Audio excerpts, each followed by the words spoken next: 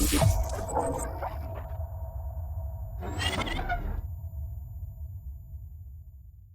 new 2025-2026 season starts soon, so just ahead of the first matches it's time to rank the best players in the world as they stand right now.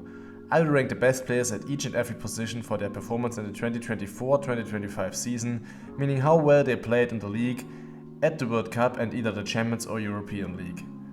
I try to give you my reasons on why I rank these players this way, using their statistics and achievements to prove my point. Some players might not be on this list because of injuries, so if they missed a huge chunk of the season for example. Also, I will not take past years in considerations, I will only look at the 2024-2025 season. This just means that players who have been great in the past but did not perform well this year will also not be mentioned. But even after setting all these parameters, many of you will probably still disagree with me on some names on this list or their respective positions. This is of course completely fine, just let me know your ranking in the comments below. But now, without further ado, let's get into the flashiest position in modern handball, the top 10 left wingers of 2025.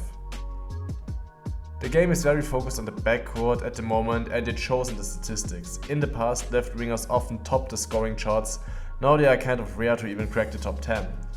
There are also many great duos at big clubs, so there really isn't any standout players. Add to that some injured stars and I had a real problem even getting 10 worthy contenders for the list this season. I cannot even put up honorable mentions as there are barely standout performances on the rings this year. So let's get straight into the ranking, and at number 10 I have Rutger ten Velde. He struggled at Göppingen with only 50 goals on 62% efficiency, but he had a great World Cup for the Netherlands once more, scoring 46 goals at 74%. That's the reason he gets the spot. Unfortunately, he did not play at a European competition. Rank 9 goes to his teammate Marcel Schiller. He had a decent Bundesliga season again, scoring 152 goals on 70% efficiency. Unfortunately, that's the only competition he played, so he won't get any higher than that. You might see that I'm kind of scraping the barrel here, but from now on, the actually good performers this season start. At number 8 I put Sebastian Frimmel, who scored 61 goals in the Champions League and also scored 36 goals at 69% efficiency at the World Cup. Another good season from him, delivering what is expected from him. Samuel Zehnder played similarly well, scoring 164 goals at 71% efficiency in the Bundesliga, but unfortunately he could not play in another competition this year. Still great stats from him, he's my number 7 this year. At rank 6 we have Dylan Nahi, 64 goals on 81% in the Champions League and 19 goals at the World Cup with 66% are good stats. I still think he's not fulfilling his amazing potential, he should be fighting for the top spot with his abilities. In at number 5 I put Ori Borgelsson, as the Icelandic had an amazing season, winning the Portuguese League, scoring 75 goals on a whopping 90% efficiency in the Champions League and another 27 on 82% at the World Cup. He was probably the most efficient scorer of the season. Let's see whether he continue this insane efficiency in the coming years. In 4th place we have Ian Barrufet. The Spaniard is an upcoming star, playing important roles in defense and being a great scorer as well. 135 goals on 72% in the Bundesliga, 90 goals on 83% in the European League. He made his first steps at the World Cup with 11 goals on 55%.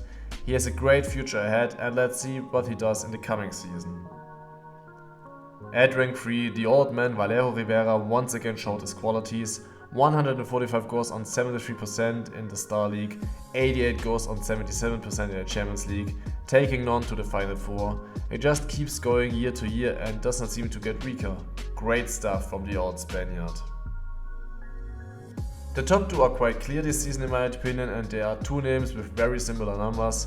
If one scored more goals, the other had better efficiency, and so on. So for me, the only reason Tim Freihöfer is number 2 is because he was not selected for the World Cup and therefore could not show up there.